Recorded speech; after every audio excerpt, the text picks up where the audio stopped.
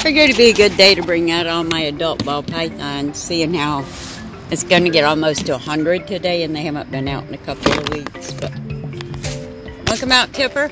I'm cleaning out their enclosures today and washing them down. I do it every week, so I figured since all three of them are going to be out, it'd be a good day to bring them outdoors. You want to come out? Come on. I leave it up to them. I don't force them out. If they want to come out on their own, then I allow them to do so. But I try not to force myself on my snakes, because in their eyes, you're being aggressive toward them by grabbing them and forcing them to do things. So give them a little bit of freedom to express themselves. It's good for them. But I wanted to get them outside before it gets blazing hot.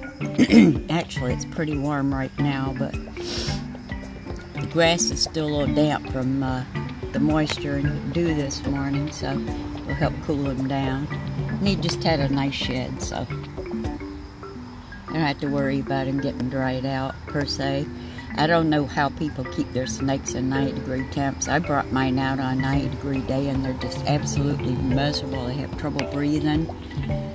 They get tired so quick and so easy. They at least a little bit of movement, and they're exhausted on a 90-degree day. So generally, my snakes don't come out unless it's early morning or late evening, and right now it's only 10 o'clock, so it's not really that hot out here.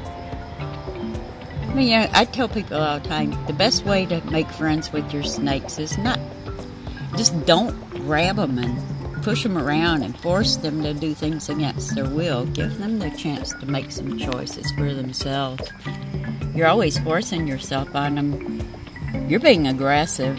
If you sit down and think about it, that's nothing but aggressive behavior on your part. And figure out how they interpret that. You want to come out? You can. Want to come out? Need some help? They're used to coming out on their own, but sometimes I have to coax them, because it sounds odd, but my snakes are all very well mannered, and they're not ones just to retaliate and go against me and my will, because we have a very strong bond. You can come out. There you go. See, let them do what they want to do. Don't force them to do things against their will. Want to come out? Wanna try it? It's nice and cool. Here we go. There. It's nice and cool out here. The ground's nice and damp, moist. This was my rescue, Tipper. I see you got what's with the bright colored scales over the eye all of a sudden? That's a new one. He's got two real bright scales that have developed over his eye. You gonna roam around for a little while? I gotta go do Ginger, and then I gotta go do Sunny. I gotta be sure Sunny hasn't laid any eggs. I've been keeping close tabs on her, but so far she hasn't.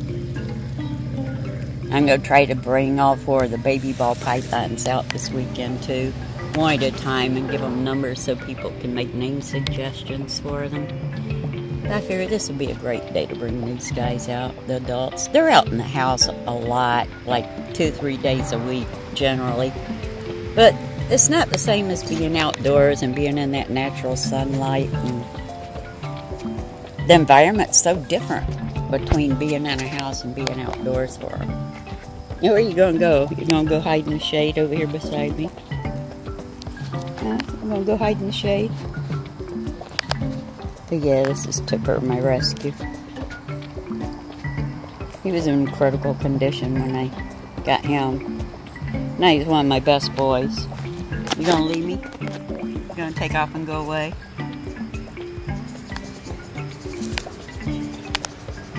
Huh? Periscope time. You hear the birds. I hear them too today. They're always next to me and beside me. As you can see, they don't go far from me. Right by my legs. What'd you find? You hear birds up there, don't you? Put this cover back on here. I don't want any bees to get in it. But yeah, Tipper's a really big boy. He's well over 5 feet, as you can see. He just keeps going. Yeah, it really doesn't take a lot of effort on your part to bring him outdoors. All you have to do is make sure the conditions are appropriate for them, for their health, so they don't get dehydrated, and constantly observe them, monitor what they're doing, because their safety relies on you. So really, there's not a lot of physical work to it unless you're bringing out one of your big ones like Chewy and my other big boa constrictors, but it's really not something that demands anything of you except a little bit of your time. But yeah, and it's so rewarding to them. They love to come out. Give them a little bit of your time. Make their life a little better for them. But the important thing is to be sure they're safe outdoors.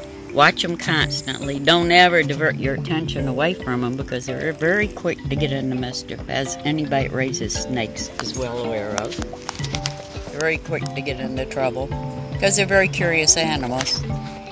So the important, see, he's wrapped right across both of my legs, my ankles. They stay right by me all the time. I've never had a problem with them going anywhere.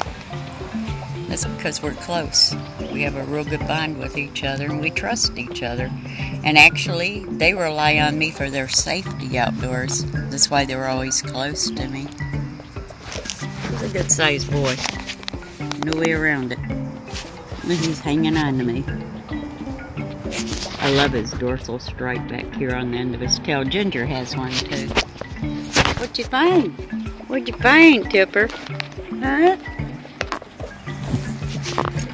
Tipper just bred with Sunny. I'm watching her for eggs. She had her pre-lay shed, so I'm keeping close tabs on her. See what's going on with her. But yeah, he's got a real nice pattern. His colors are really pretty too. Now Ginger's reduced pattern. Her colors are so different. Reduced pattern usually signifies that one of the parents was wild caught. Especially with an extreme reduced pattern, which Ginger has. It usually signifies that one of the parents of that snake at one point in time, one generation or the generation before her, were wild caught. She's got attitude too. Ginger's always had attitude.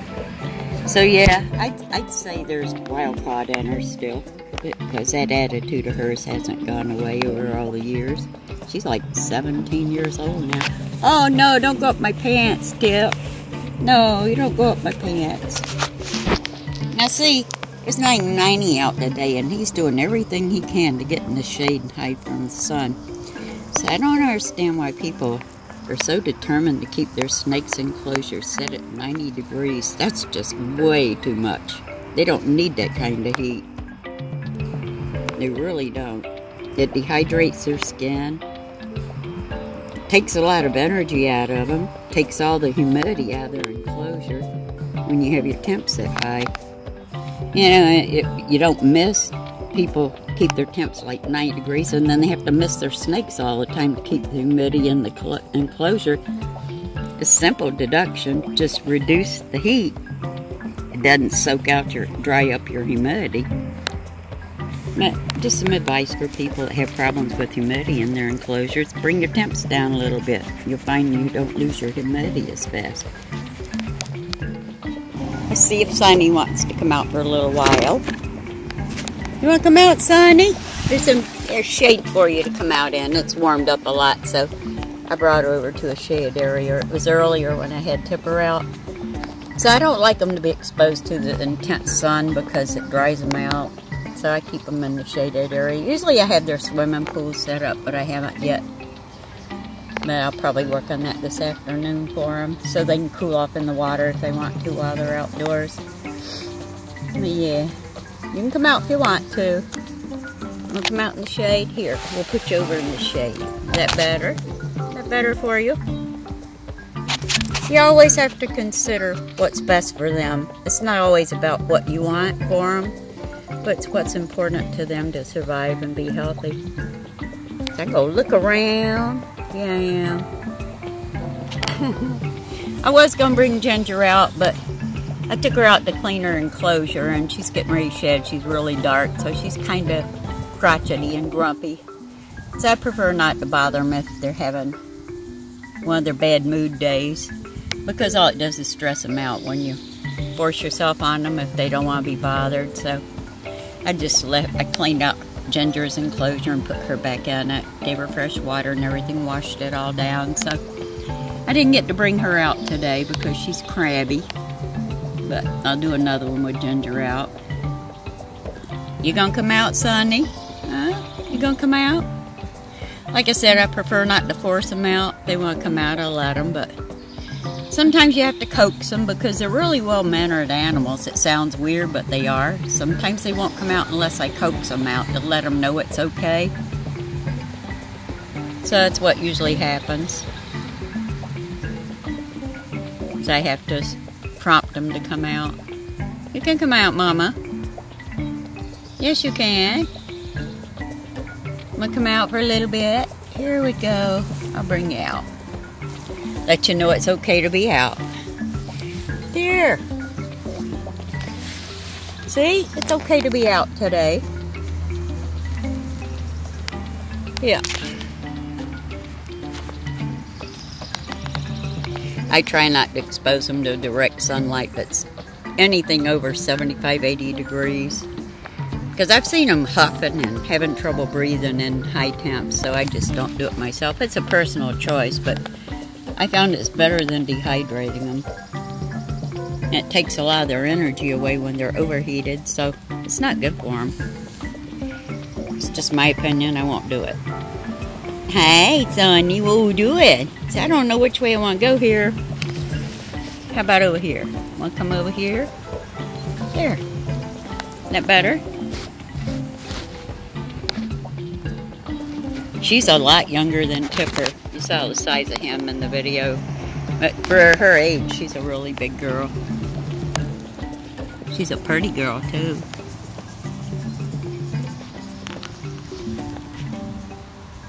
Looking around. The grass is cool. It must feel good on you. It's still kind of damp. Yeah. What are you doing? Where are you going? So, back to that. I gotta check out those shoes. I don't remember those. Those aren't the ones you usually wear. Very curious and nosy animals. You can't fit under there. I'm sitting on my feet. The bad habit I got being part Cherokee Indians. I'm always sitting with my legs crossed under me. People don't understand how I do it all the time without it bothering me, but it doesn't. You can't go under there. I'm sitting on my legs. Now. There. So I'm trying to get under there. Trying. How about that? Move my camera case out of the way.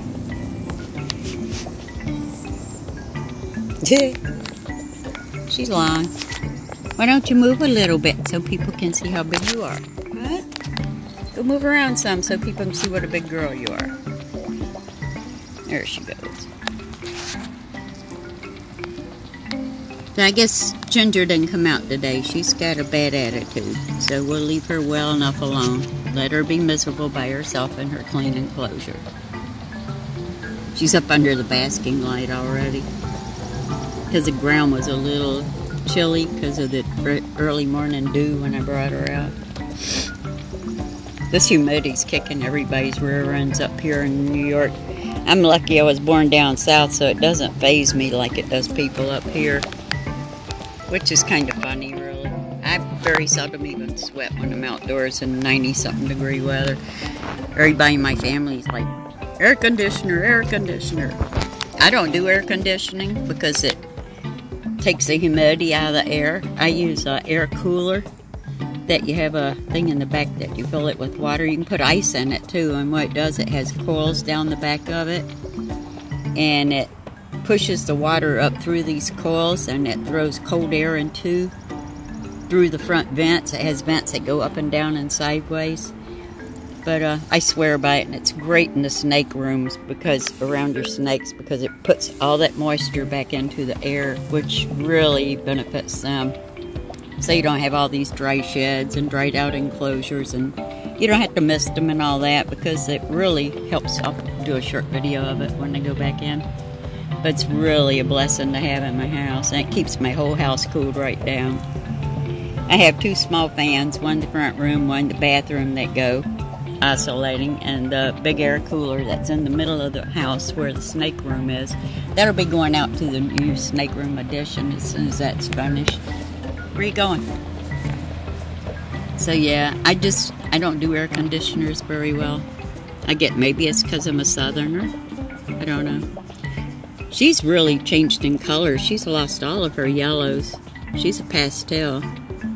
She doesn't even look like it anymore for some reason. Her colors have greatly changed over the years. She's lost that bright yellow, now it's faded into like a beige color white. It's real pretty though. So I'm beautiful any way you want to look at it. Yeah. So I can't make up my mind where I want to go. That's my problem today.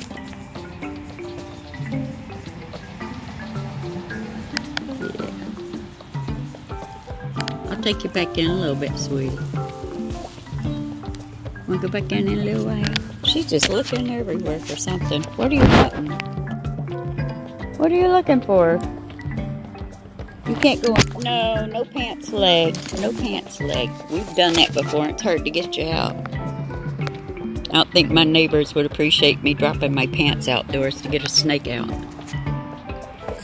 But yeah. So I just want to roam around everywhere and get into everything. But yeah, my number 1 rule is don't force myself on them unless it's for their safety. If something happens and they're in a bad situation, then it's okay to intervene and step up to the plate and grab them and move them. But other than that, I don't force myself on them. I think it gives them a bad message.